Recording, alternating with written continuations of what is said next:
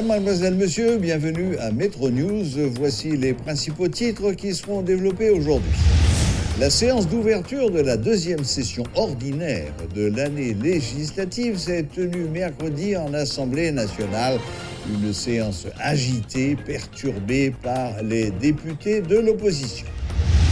Plusieurs pays ont émis des réserves sur le Bureau intégré des Nations Unies en Haïti, BINU, lors de la dernière réunion du Conseil de sécurité. Au moins 12 personnes ont été arrêtées lors des dernières manifestations organisées par l'opposition politique. Ces individus ont été appréhendés pour leur implication présumée dans des actes de violence, selon le porte-parole de la police nationale d'Haïti, Michel-Ange Louis Jeune.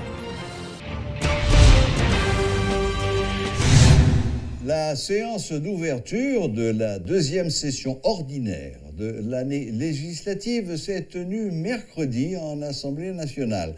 Une séance agitée, perturbée par les députés de l'opposition. Pour revenir un peu sur le film de cette journée, fort en rebondissement, nous avons avec nous ce soir le député Price Cyprien, député de Thomazeau et responsable de la diplomatie au sein de l'Assemblée nationale. Diplomatie parlementaire. Diplomatie parlementaire, magnifique. Bonsoir. Bonsoir, monsieur le député. Merci d'être venu jusqu'à nous à Métropole. Bonsoir, Serge, et c'est un plaisir pour nous d'être à Métropole ce soir afin de discuter de l'actualité politique de notre pays et particulièrement de l'actualité politique au sein du Parlement haïtien. Voilà. Hier, la séance annoncée, séance en Assemblée nationale, qui devait fermer la séance extraordinaire et ouvrir la séance ordinaire, avait assez mal commencé avec un député qui se prenait pour un sénateur de l'opposition radicale.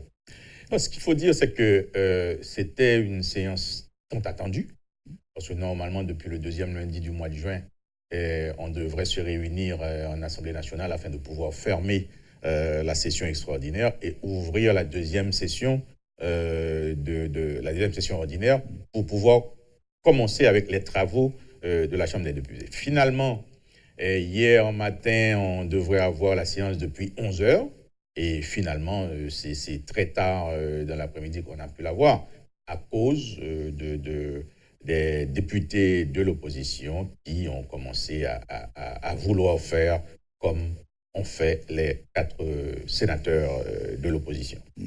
Bon, alors finalement, la séance a quand même pu avoir lieu. Apparemment, il y a eu des tractations en coulisses, des concessions apparemment qui ont été faites à ces députés contestataires. Est-ce que vous pouvez rapidement revenir sur le film de la journée? Bon, en principe, honnêtement, comme à l'accoutumée, quand je suis en Haïti, la séance est convoquée pour 11 heures. J'étais là dès 10h45. J'étais là dès 10h45, attendant l'arrivée des autres collègues et aussi des sénateurs pour cette séance. Mais quand j'ai vu au cours de la journée, il y avait des tractations, il y avait la manifestation de certaines choses qui ne faisaient pas honneur à l'honorable député que nous sommes. Donc, on a dû laisser tomber cette séance aux alentours de 3 heures. Une séance prévue pour 11 heures à 3 heures qui n'avait pas encore débuté. Donc, on a dû laisser le Parlement, on a dû laisser le champ de bataille à ceux qui voulaient se battre au nom de je ne sais quoi. Donc, on a dû se déplacer et suivre le reste de la séance. Et comme les autres spectateurs ou bien ceux qui suivent sur les réseaux sociaux suivent le déroulement de la situation à partir des réseaux sociaux. Bon, finalement, alors que cette séance aurait pu ne durer que 5 minutes, il n'y avait rien à l'ordre du jour, il fallait simplement fermer la séance extraordinaire et ouvrir la séance ordinaire. Finalement, au bout de toutes ces discussions, on se trouve maintenant face à une tentative de mise en accusation du président de la République. C'est ce que les députés contestataires ont obtenu apparemment. On ne va pas dire que les députés contestataires ont obtenu la mise en accusation Pardon, l'inscription à l'ordre du jour de la mise en accusation. C'est une question qui a été déjà débattue en réunion des présidents et des blocs et des présidents de blocs au sein du Parlement. Et la question était déjà débattue. Donc, on ne voit pas pourquoi les députés étaient obligés de revenir avec cette question de mise en accusation pour en faire un préalable à la séance qui devrait avoir lieu. C'est vraiment malheureux que ça s'est déroulé comme ça et qu'il y ait des députés à prêter le flanc à ce genre de théâtre qui n'était pas nécessaire parce que ces genres de questions sont débattus dans la conférence des présidents le lundi au sein de la Chambre des députés, conformément au règlement intérieur de la Chambre. Donc, on avait déjà posé le problème au niveau de la conférence des présidents et ce n'était pas nécessaire d'évoquer encore à nouveau la question de la mise en accusation du président et en Assemblée nationale. Parce que l'Assemblée nationale qui a eu lieu hier était consacrée à la fermeture de la session extraordinaire et à l'ouverture de la session ordinaire. Donc, c'était vraiment pas nécessaire d'offrir ce spectacle à la nation, encore une fois, pour décrédibiliser le Parlement ou du moins encore la Chambre des députés, parce que cette fois-ci, c'était des députés qui étaient sur la sellette, c'était des députés qui ont voulu jouer au trouble fait et faire en sorte que la séance n'ait pas lieu. Ce qui s'était passé au Sénat. Bon, voilà. Très bien. Presque, parce que dès le début, on a vu des gens qui basculaient le pupitre, les chaises, tout ça ne faisait pas honneur à la Chambre des députés. Tout ça est passé sur les réseaux sociaux, mais apparemment, d'ailleurs, il y a eu une suite. Après, il y avait des déclarations qui également sont partout sur les réseaux sociaux de ce même député qui semblait se vanter de ses exploits extra-parlementaires. Mais c'est bien dommage. C'est bien dommage parce que je disais ce matin sur la radio que, en principe, on n'avait pas besoin de ces genres de situations. Et comment comprendre un député, il s'amène devant les caméras pour faire valoir les exploits qu'il a eus, je ne sais pas, en brûlant les commissariats, en tuant les gens. C'était grave. C'était grave. Des histoires criminelles qui se retrouvent maintenant sur les réseaux sociaux où, à longueur de journée, on nous appelle, mais député, qu'est-ce qui s'est passé? Pourquoi le député a eu ce comportement? Bon, c'est vrai qu'il est un parlementaire, il jouit de son immunité, donc il a le droit de parler, mais il faut qu'il sache aussi que la justice peut prendre au mot ce qu'il était en train de dire. Très bien. Bon, poussons un petit peu plus loin. Quelles sont les chances, non pas que soit inscrit à l'ordre du jour la mise en accusation du président, mais quelles sont les chances que cette mise en accusation aboutisse, d'après vous?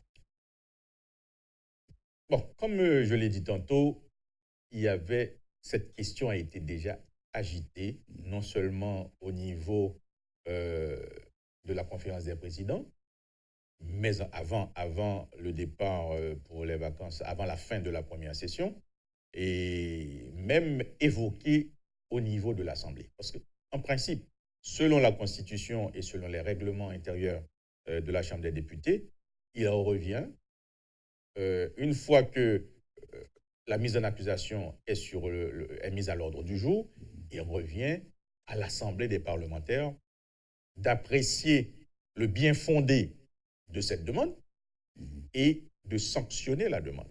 C'est-à-dire que quand on présente la mise en accusation d'un haut dignitaire, qu'il soit le président ou autre, et il revient à l'Assemblée d'apprécier le bien fondé de la demande et de se prononcer sur cette demande. Donc cela revient à dire qu'une fois que la mise en accusation arrive au niveau de l'Assemblée, au niveau de la Chambre des députés, les députés auront à se prononcer sur la mise en accusation. Donc, ce sera une bataille entre le bloc majoritaire et les autres blocs. Et vous allez voir qu'il va y avoir des réactions composites. Il peut y avoir des chassés-croisés entre les députés, entre les trois blocs qui sont représentés actuellement à la Chambre des députés. Et finalement, ça doit passer au vote. Et l'exigence de la Constitution veut que ce soit un vote majoritaire. Donc, on verra. De majorité simple. On verra à quoi ça va aboutir. Donc, c'est la situation. Donc, il n'y a pas à faire tout un tollé au niveau de la mise en accusation du président.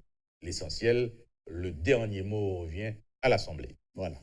Donc, en résumé, et on va fermer ce chapitre, lundi prochain, lors de la conférence des présidents, ceux-ci vont décider si oui ou non ils mettent cette mise en accusation à l'ordre du jour. Et après, donc, les choses suivront au niveau des séances qu'on aura jusqu'au deuxième lundi de septembre. On verra quel sera le sort de la mise en accusation. Voilà, alors on ferme un petit peu ce chapitre un peu triste et par contre on va vers des nouvelles qui sont peut-être un peu plus intéressantes. Et là, c'est aux fins diplomates que je m'adresse. Je crois que vous avez eu une mission extrêmement importante à accomplir au Mexique, c'est bien ça? Oui, bien sûr.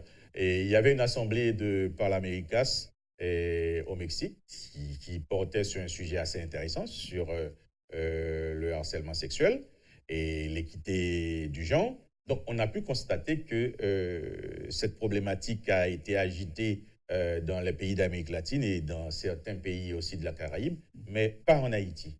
Donc, le thème était d'autant plus intéressant qu'on a vu qu'il y a vraiment un désaccord sur la définition même du harcèlement sexuel, vu que dans la Caraïbe, il y a des comportements entre hommes et femmes qui apparaissent comme des comportements normaux.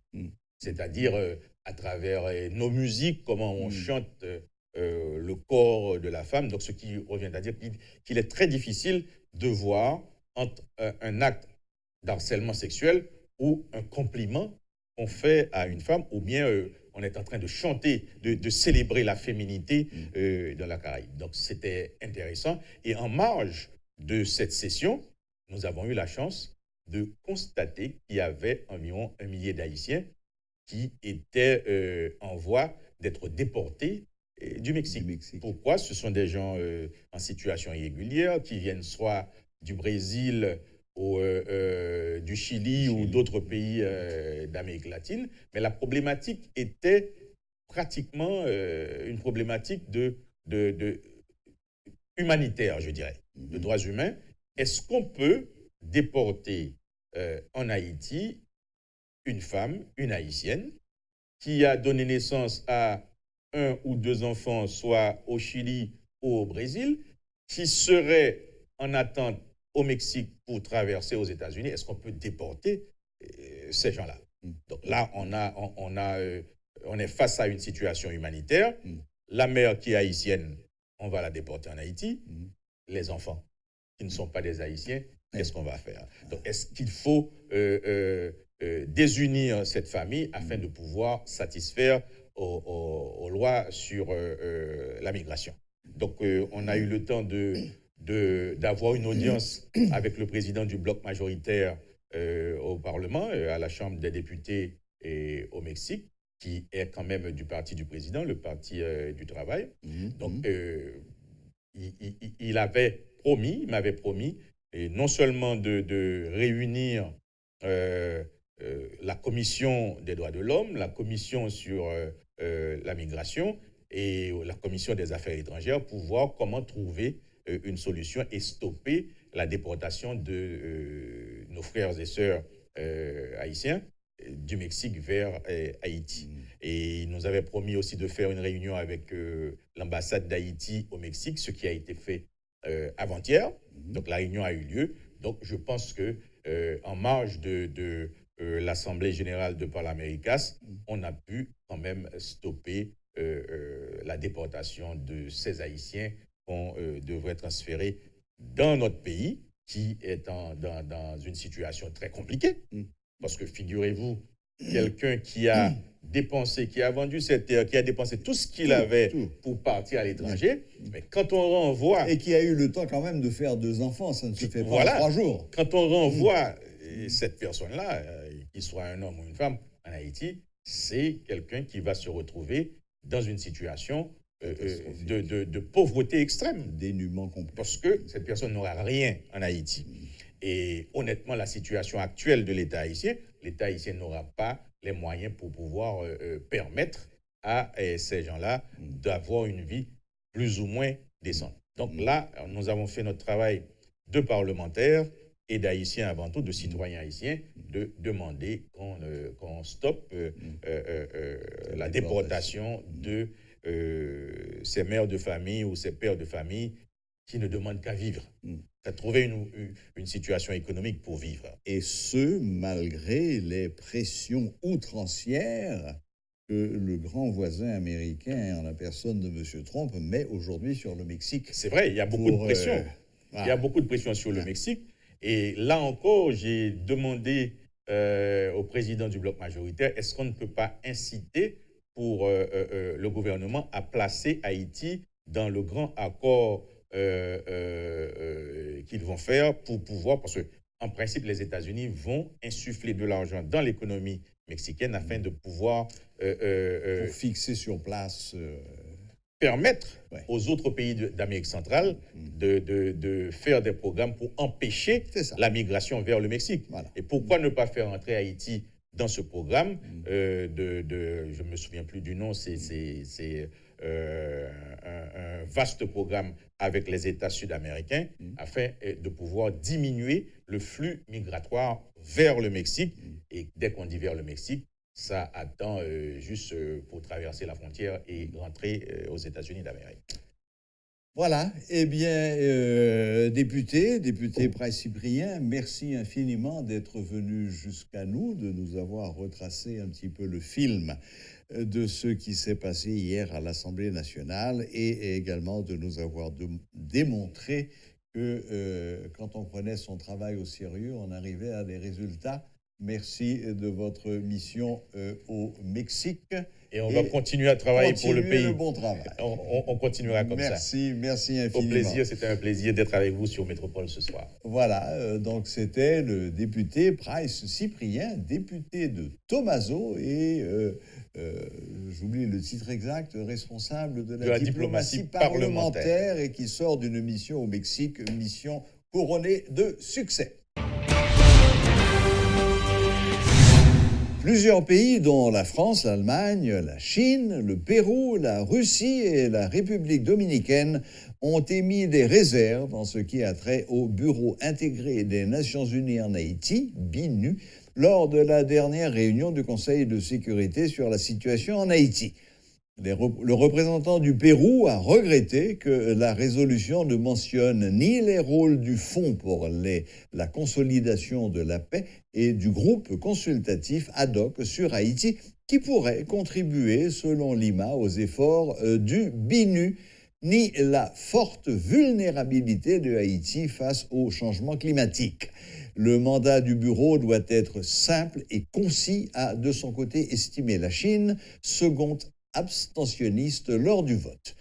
Malheureusement, les amendements que nous avons proposés lors des négociations du texte n'ont pas été retenus et la résolution ne reflète pas les inquiétudes légitimes de la Chine concernant la capacité du bureau à s'acquitter de sa mission, a regretté le pays.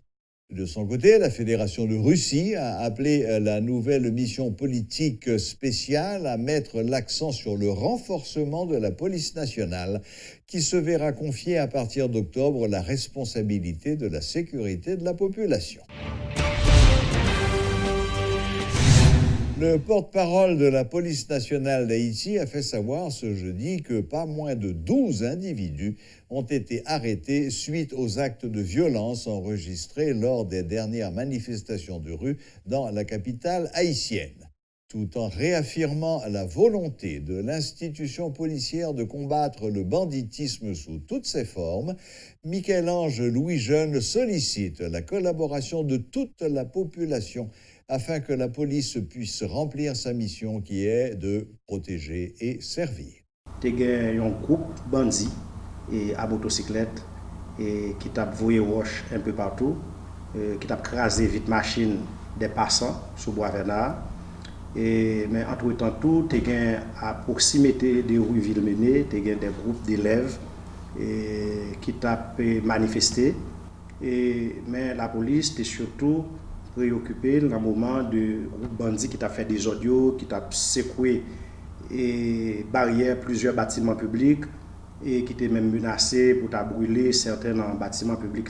C'est comme ça qu'il y a une unité spécialisée qui était dans la zone, qui t'a patrouillé la zone et qui était obligé de faire usage gaz lacrymogène pour être capable de disperser et full le monde.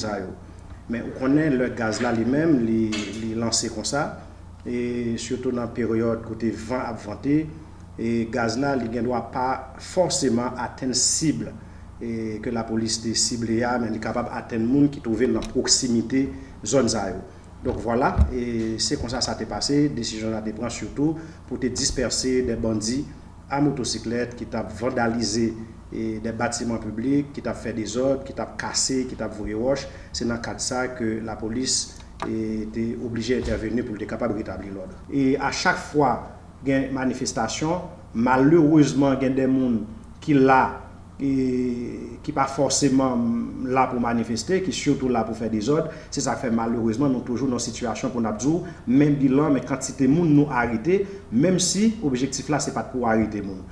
Cependant m'a toujours dit tout parmi quantité de monde qui a fait des ordres, c'est pas forcément tout qui rapporté par la police, autrement dit c'est pas toute la police forcément témoin de eux.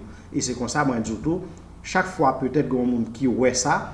Donc, il est toujours très bon qu'il alerter la police pour la police capable de faire le nécessaire. Particulièrement à Port-au-Prince, pas moins de 12 personnes ont été arrêtées dans les dernières manifestations à date. La dernière grande manifestation dimanche qui était 9 juin à date. Et donc, pas moins de 12 personnes sont déjà interpellées. Aucun motif? Ah bon, c'est des gens qui ont tiré roche, c'est des gens qui ont tenté de brûler et des bâtiments, comme tu as dit hier après-midi particulièrement. Et il y a des gens qui dans des bâtiments publics et qui ont tenté de mettre du feu, qui ont volé roche. Donc la police est intervenue pour procéder à l'arrestation certainement et débloquer la situation et rétablir l'ordre. À l'initiative de l'Université d'État d'Haïti, les Nations Unies en Haïti et JobPow.com, entre autres, un forum des opportunités de croissance par l'emploi, l'entrepreneuriat et la formation a été organisé ce jeudi. Des échanges sur la croissance économique, notamment, ont été au centre des débats, selon les explications de Darline Montfort, responsable du programme des Nations Unies pour les volontaires, et la représentante de l'Organisation internationale du travail à travers le programme Better Work, Marilyn Thomas. Croissance économique là, il a besoin de réunir tous les acteurs pour nous d'accord, pour nous citer ensemble et pour nous mettre intérêt de chaque structure de côté pour que tout le monde soit capable de jouer dans la croissance économique. Parce que la croissance économique là, l'a bénéficié à tout le monde. Petit business, gros business, international, l'État, tout le monde a bénéficié si nous partageons l'information, si nous voyons qui gens, mécanismes capables, faciliter, capables d'arranger plus facilement, c'est-à-dire, si fournisseurs qui sont capables de gagner accès, qui sont capables éligibles pour décrocher des appels d'offres. Croissance économique, là, je dis, qui est-ce que les plus regardés? Puis il faut entreprise informelle. D'accord? Donc, nous pas qu'à penser en croissance économique sans nous pas penser qu'ils sont capables d'intégrer tout marché informel ça. Comprenez? Puisque 7% d'emplois formels et puis tout le reste c'est informel. Mais nous pas qu'à penser ça yo. Comprendre? Mais en même temps pendant que nous pas qu'à penser ça yo, c'est pour nous qui gens nous capables râler yo vinn formaliser par exemple.